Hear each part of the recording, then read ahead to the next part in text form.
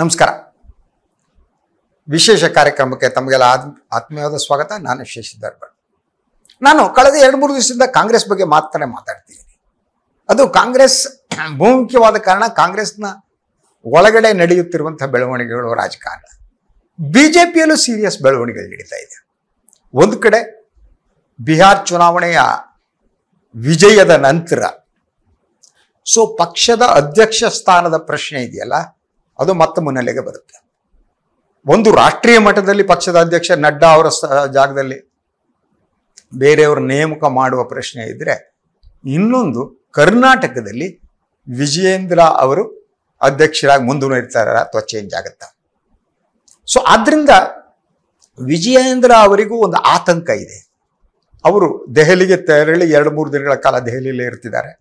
ಅಲ್ಲಿ ಅವರು ತಮ್ಮನ್ನ ಅಧ್ಯಕ್ಷ ಸ್ಥಾನದಲ್ಲಿ ಮುಂದುವರಿಸಬೇಕು ಅನ್ನುವ ಒತ್ತಡವನ್ನು ಕೂಡ ಹೇರ್ತಿದ್ದಾರೆ. ಆದರೆ ಮೋದಿ ಮತ್ತು ಅಮಿತ್ ಶಾ, ಈ ಗುಜರಾತಿ ಲಾಬಿ, ಅವ್ರು ಏನು ಮಾಡ್ತಾರೆ ಅಂತ ಹೇಳೋಕ್ಕಾಗಲ್ಲ.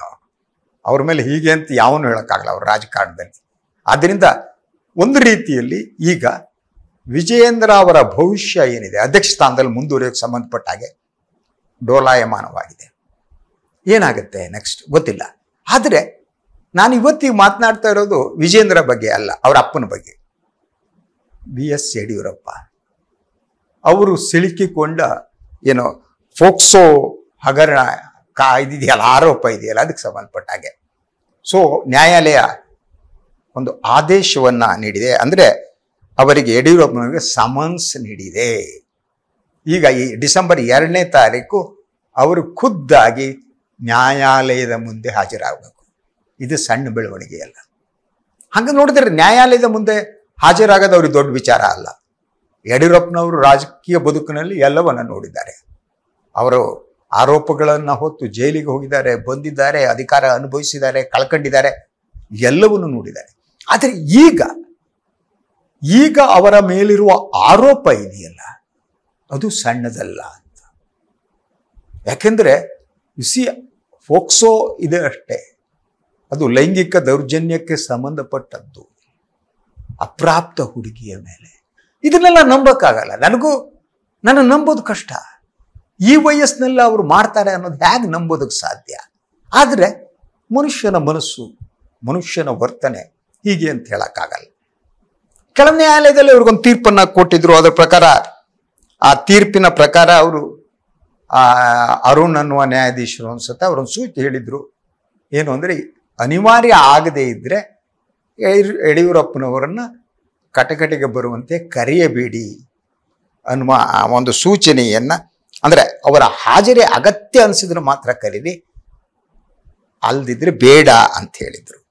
ಆದರೆ ಈಗ ಅದರ ಕತೆ ಬೇರೆಯಾಗಿದೆ.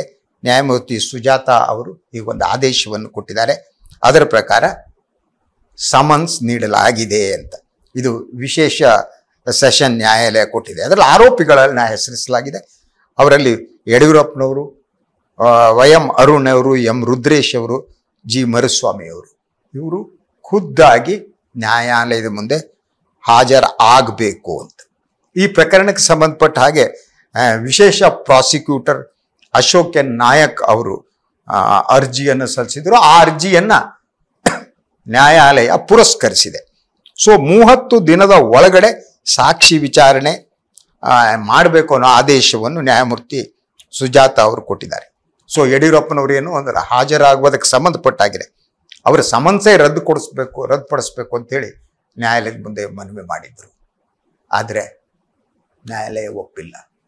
ಇದು ಬಹಳ ಸೀರಿಯಸ್ ಆದ. ಯಾಕೆಂದ್ರೆ ಕೆಲವು ವಕೀಲರು ಹೇಳುವ ಪ್ರಕಾರ ಯಡಿಯೂರಪ್ಪನವರ ಮೇಲೆ ಇರುವ ಆರೋಪಕ್ಕೆ ಸಂಬಂಧಪಟ್ಟ ಹಾಗೆ ವಿಡಿಯೋ ಕೂಡ ಇದೆ, ಸಾಕ್ಷ್ಯ ಇದೆ ಅಂತ ಹೇಳಲಾಗ್ತಾ ಇದೆ. ಅದು ವಿಡಿಯೋ ಸಾಕ್ಷ್ಯದಲ್ಲಿ ಏನು ಹೇಳಿದೆ ಅನ್ನೋದು ಆಘಾತಕಾರಿಯಾದ್ದು ಅಂತ.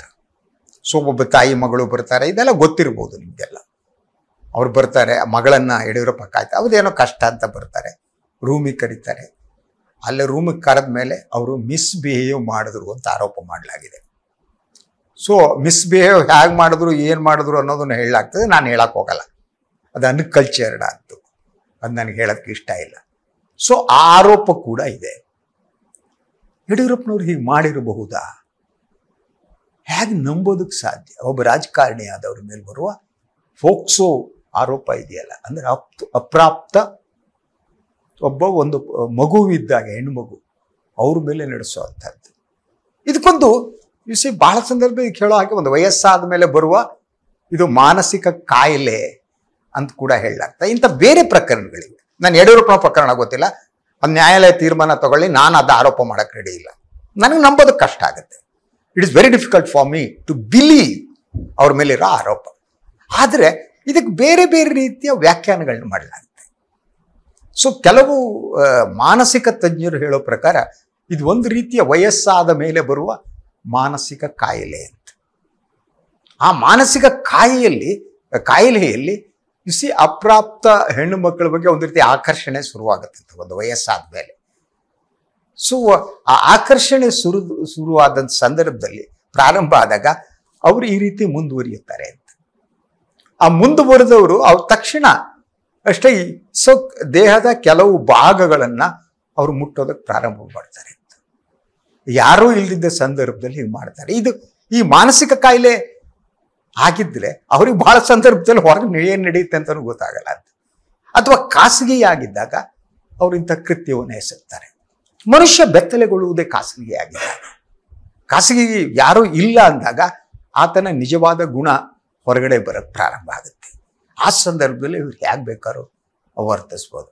ಆದರೆ ನನಗನ್ನಿಸೋದೇನು ಗೊತ್ತು, ನಾನು ಅನಿಸಿಕೆಯನ್ನು ಹಂಚ್ಕೋತೀನಿ, ನ್ಯಾಯಾಲಯ ತೀರ್ಮಾನ ಮಾಡಿ. ಸೊ ತಮ್ಮ ರೂಮಿನಲ್ಲಿ ಒಂದು CCTVನೂ ಇನ್ನೊಂದು ಇದೆ ಅನ್ನೋದು ಇದ್ದವ್ರಿಗೆ ಗೊತ್ತಿರುತ್ತೆ ಅಲ್ವಾ. CCTV ಸಾಕ್ಷ್ಯ ಆಗುತ್ತೆ ಅಂತ ಗೊತ್ತಿರುತ್ತೆ.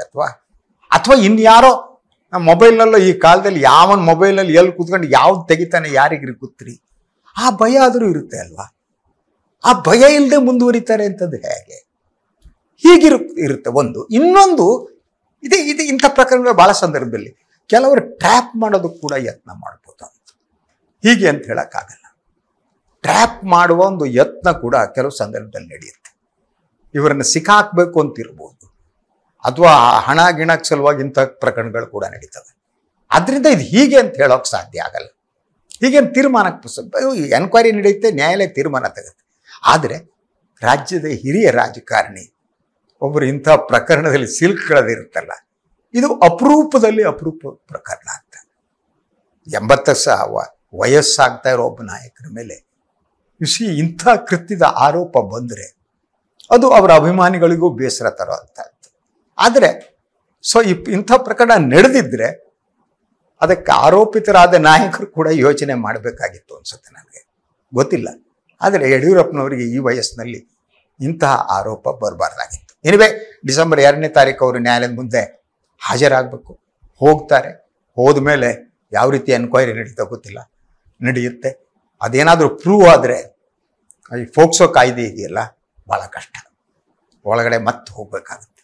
ಹಾಗಿದ್ರೆ ಏನಾಗುತ್ತೆ? Let us wait and see. ಇದು ಇವತ್ತಿನ ವಿಶೇಷ. ಇನ್ನೊಂದು ವಿಚಾರದಾಗ ಮತ್ತೆ ಬರ್ತೇನೆ. ನಮಸ್ಕಾರ.